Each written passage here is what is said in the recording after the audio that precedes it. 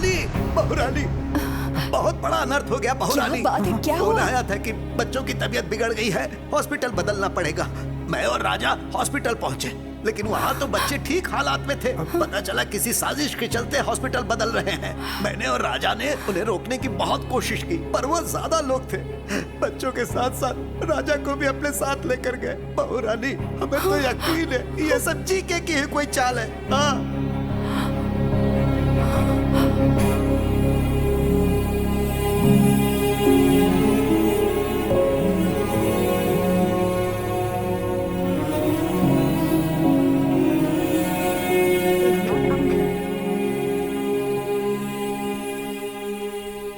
भाभी की इतनी मिस कॉल्स। हाँ भाभी। मेरी बात सुनो, आज कोर्ट में तुम्हारे भैया के केस की हियरिंग है, फाइनल हियरिंग। मुझे तुम्हारी जरूरत है।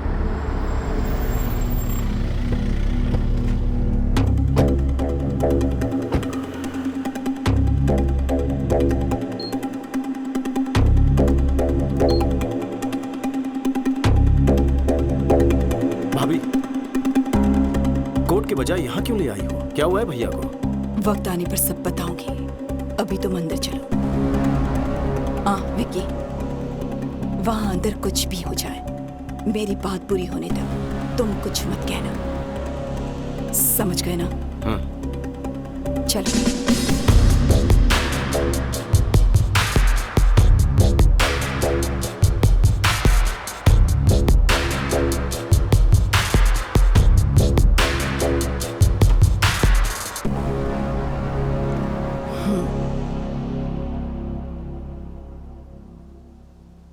पापा राव, मेरे पति कहाँ हैं? जवाब दीजिए कमिश्नर साहब। आज सजा मिलना तय था, इस डर से भाग गया होगा।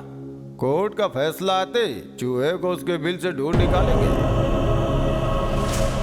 झूठ बोलने की भी हद होती है। बच्चों की आड़ में मेरे पति को हॉस्पिटल में बुलवाकर वहां से उन्हें किडनैप करवाकर कहीं ले गए।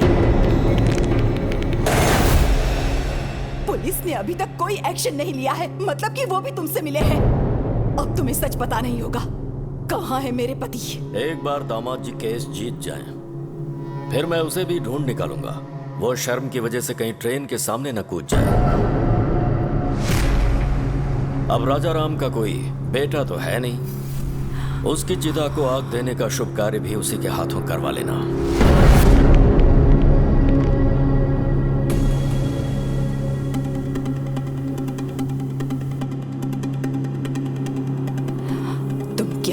कैसे करोगे मुझे नहीं जानना। मैं कोर्ट में तुम्हारा इंतजार करूंगी, वो कहीं भी क्यों ना हो। 10:30 बजे उन्हें कोर्ट में लाना तुम्हारी जिम्मेदारी है। वो अगर केस हार गए तो मैं सह नहीं पाऊंगी, और वो भाग गए ऐसा इल्जाम बर्दाश्त नहीं होगा।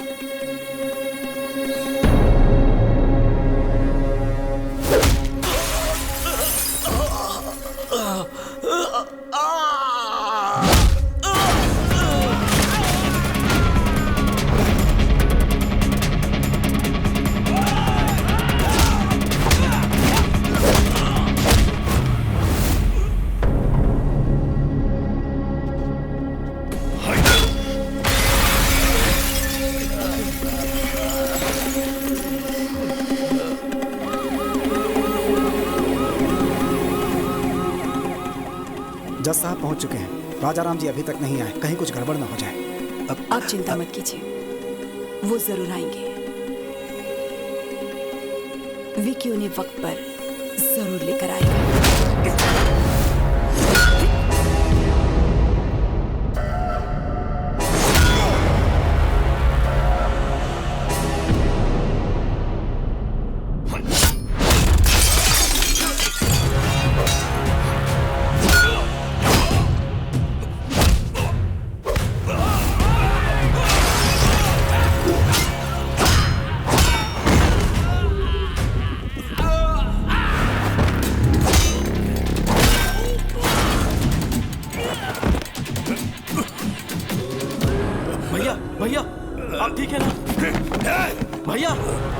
अगर एक कदम भी आगे बढ़ाया तो इन बच्चों को दोबारा नहीं देख पाएगा। हाँ? अरे आना, हिम्मत है तो आना। नहीं, आगे बढ़ने से पहले इन्हें देख ले। कैसे तड़प रहे हैं ये सब। आजा।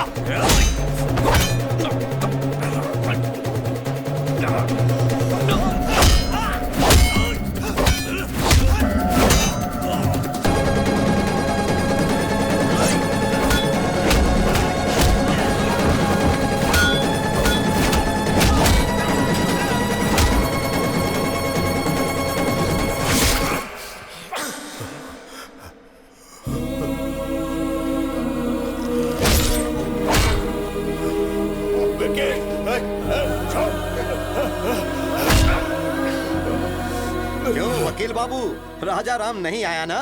जाकर कोई और केस लड़ो। हेलो मैडम, तेरा पति भगोड़ा है, नहीं आया ना? भगोड़ा है वो, भगोड़ा। मसीहा बनने चला था इन बच्चों का और अपने भाई का। मेरे हर प्लान को तूने नाकामयाब किया। तेरे भाई को मारने के लिए मैंने गुंडे भेजे, उन्हें भी तूने कुत्तों की तरह मारा।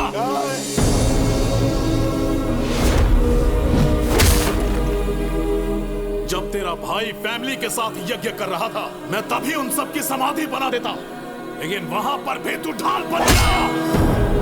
तेरी मौत किस तरफ से आएगी कोई नहीं जानता।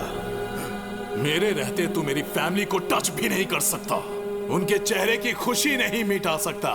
मुझे चैलेंज किया था ना, मैंने जो शादी रुकवाई तूने वो भी करवा दी। समधी जी ने कहा है कि 2 दिन में एंगेजमेंट कर लीजिए।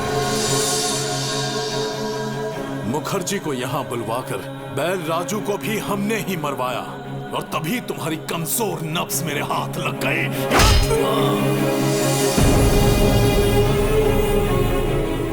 चल बचा, बचा के दिखा। अपने भाई को बचाने आया है ना, लेकिन आज तुझे कौन बचाएगा?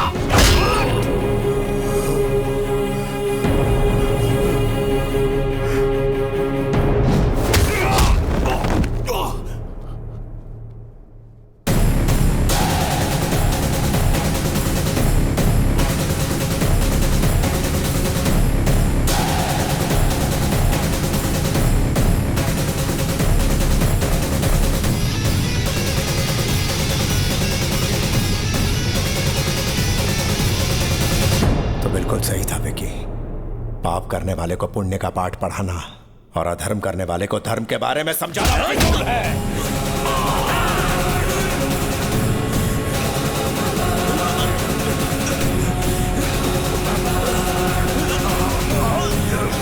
बच्चों को मारेगा?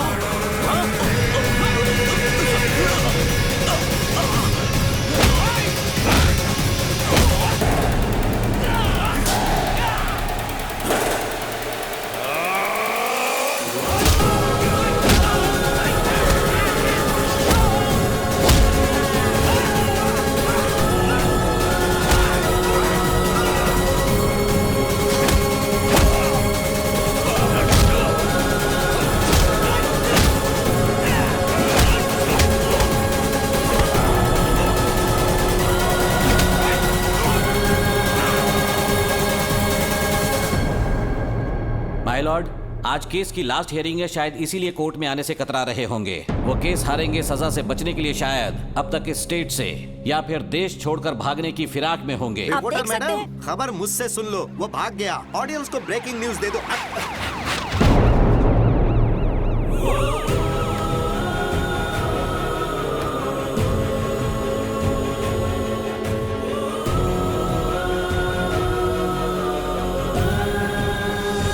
माय लॉर्ड, केस कोरी बयानबाजी से नहीं बल्कि पुख्ता सबूतों के दम पर ही लड़े जाते हैं। सबूत है मेरे पास।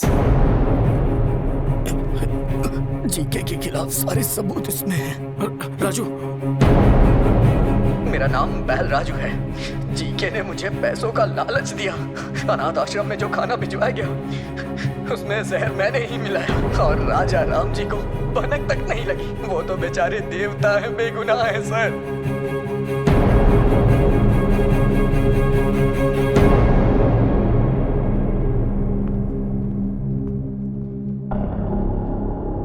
माय लॉर्ड, मैं हूं महेश। जीके फूड कंपनी में मैंने एज अ फूड साइंटिस्ट काम किया है। उनके प्रोसेसिंग यूनिट से आने वाला हर एक प्रोडक्ट मिलावटी है। अच्छे टेस्ट के लिए और ज्यादा दिन तक प्रिजर्व रखने के लिए वो हानिकारक केमिकल्स उसमें मिलाते हैं और फिर लैब में टेस्ट करने के लिए भेजते हैं। इसमें बच्चों के भी प्रोडक्ट शामिल हैं सर। ये सब कुछ मुझसे देखा नहीं जा रहा था और इस बात के लिए मुझे और मेरे परिवार को मारने की धमकी भी दी गई है। माय लॉर्ड, अपनी प्रॉपर्टी या जायदाद बचाने के लिए या शेयर के भाव बढ़ाने के लिए, अपने होटल की शाख बढ़ाने के लिए ये सब नहीं कर रहा हूं मैं, बल्कि हमारे लिए, हमारे बच्चों के लिए, आने वाली जनरेशन के लिए ये जंग लड़ रहा हूं। लफ्जों से अच्छा खेल खेल लेते हैं। ये राजा राम अपने कॉम्पिटिटर जीके के प्रति रोज नए षड्यंत्र रच रहे हैं। इसमें षड्यंत्र क्या है? जीके के बनाए प्रोडक्ट्स खाकर हजारों बच्चों को कैंसर हो चुका है। यह भी निजी मामला लगता है क्या? रुकिए, आपको जो भी कहना है कटघरे में आकर कहिए। My lord, what we eat is what we are. जैसा हम खाएंगे वैसे हम बनेंगे। माँ के दूध से ज्यादा बच्चे मिल्क पाउडर पीते हैं। घर के खाने के बजाय बिस्किट, चॉकलेट सिरप, आइसक्रीम्स खाते हैं। बाहर पिज्जा बर्गर खाते हैं और उन सब चीजों में ये मिलावट करते हैं। Nature identical flavour, substance, thickness, preservative, danger जैसे वार्निंग्स को छोटे छोटे अक्षरों में लिख दिया जाता है और हर घर में पहुंचा दिया जाता है। पैकेज फास्ट फूड खाने के बाद हमारे शरीर में ब्लड नहीं सर, केमिकल्स दौड़ रहे हैं। लोगों की जान से खेलने वाली हर कंपनी को बंद कर देना चाहिए और मिलावट करने वालों को फांसी की सजा मिलनी चाहिए। ऐसा कानून चलता आना चाहिए सर, वरना आने वाली जनरेशन हमारी आंखों के सामने मरेंगे और हम कुछ नहीं कर पाएंगे। हमारे छोटे बच्चों को भले ही मुफ्त चिकित्सा या मुफ्त शिक्षा ना मिल पाए, पर यह उनका हक है कि उन्हें स्वस्थ जीवन मिले। माय लॉर्ड, ये तो कोर्ट में नेता की तरह भाषण देने लगा। Stop it. इतनी अच्छी बातें तुम्हें भाषण लग रही हैं? वो अपने स्वार्थ की बातें नहीं कर रहा, वो समाज की भलाई और हमारे भविष्य की बातें कर रहा है। हर साल कोर्ट में इस तरह के केस आते हैं, पर ये केस पैसों की कमाई से कहीं हटकर है, समझ गए? अगर हमारे नेता बिजनेसमैन राजा राम की तरह सोचने लगे तो इस देश में हजारों बच्चे बीमार होने से बच सकते हैं, भविष्य सुधर सकता है। सबूतों और गवाहों को मद्देनजर रखते हुए जीके फूड्स को दोषी करार देती है और उसके हर एक प्रोडक्ट को बैन करती है। पुलिस को यह आदेश दिया जाता है कि वो फैक्ट्री को सील कर दे। साथ ही राजा राम पर लगाए गए सारे इल्जाम बेबुनियाद हैं और उन्हें बाइज्जत बरी किया जाता है। Court is adjourned.